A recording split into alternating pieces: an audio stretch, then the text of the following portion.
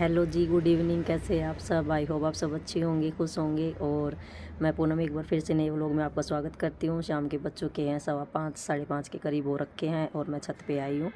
तबीयत तो ठीक नहीं है बिल्कुल भी। आप मेरी आवाज़ से पहचान रहे होंगे कि आज तो गले की बैंड बज चुकी है पूरी तरह से। रात को बिल्कुल जाम हो चुका था, सोई नहीं थी, ये दुख रहे थे भयंकर वाले तरीके से। और अभी आपको दिख रहा होगा यहाँ पे मतलब बहुत टॉन्सन हुए हैं या कुछ नहीं पता। फीवर हो गया था, सर्दी लग गई थी रात को, बहुत भयंकर वाली सर्दी। तो उसकी वजह से सर्दी लग के फीवर हो गया था।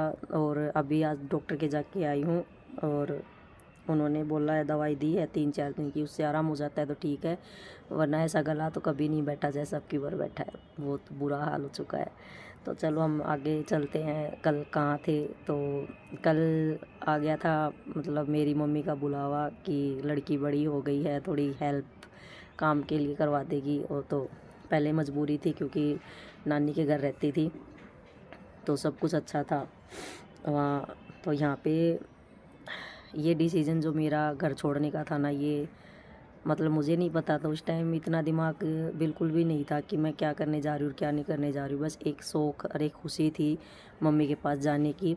नहीं पता था कि घर में क्या कंडीशन चल रही है, कैसी हालात हो चुके हैं, कैसे नहीं हो चुके हैं, लेकिन कर भी क्या सकते हैं। हालात ऐसे दर से बदतर हो चुके थे कि सब कुछ जो बोल रहे थे कि किसी ने घर पे जो करवाया था तो वो उस हिसाब से सब कुछ चलने लग गया था।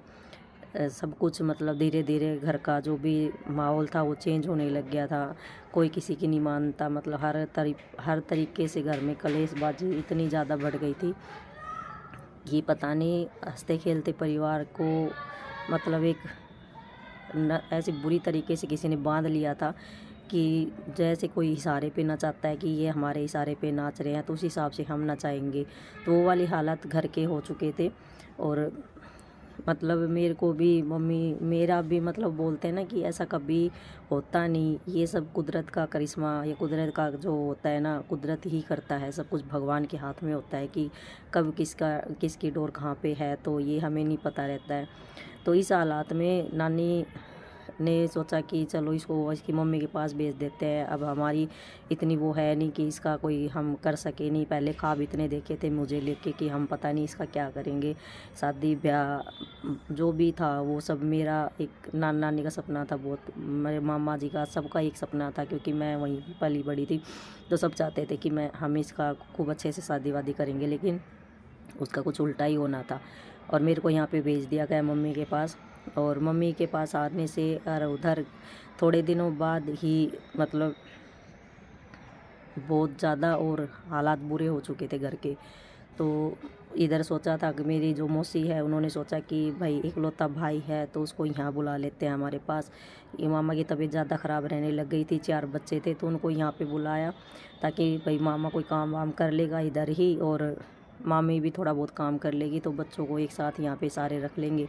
और उधर नाना नानी अकेले रह नहीं सकते थे गांव में क्योंकि इतनी नाना की कंडीशन ख़राब हो चुकी थी कि कुछ बस थोड़ा बहुत चल फिर लेते थे लेकिन काम नहीं होता था इतना।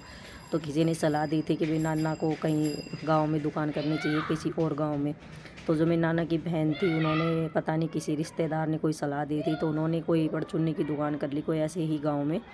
तो वहाँ भी नाना वहाँ चले गए, मामा यहाँ आ गए। तो कहीं ना कहीं एक बोलते हैं कि घर में एक ऐसे पैर शुभ अशुभ माने जाते हैं। जैसे मैं आज भी एक बात सोचती हूँ, अगर मैं वहाँ रहती तो मेरा घर नहीं बिखरता, मतलब मैं वहाँ से नहीं निकलती तो मेरा घर मेरी वजह से बंधा रहता वहाँ पे।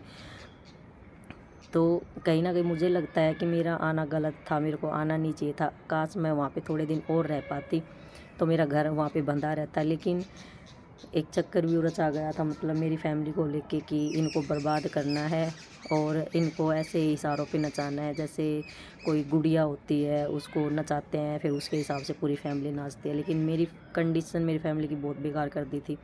तो उस हिसाब से ये सब हुआ। तो आगे क्या होता है वो मैं आपको कल बताऊंगी दूसरे व्लॉग में। आज कंडीशन थोड़ी ठीक नहीं है, मेरे से बोला नहीं जा रहा है बिल्कुल भी, और आप तक आवाज़ पहुँचेगी नहीं पहुँचेगी ये भी नहीं पता। तो कल मिलेंगे नए व्लॉग के साथ, तब तक के लिए बाय।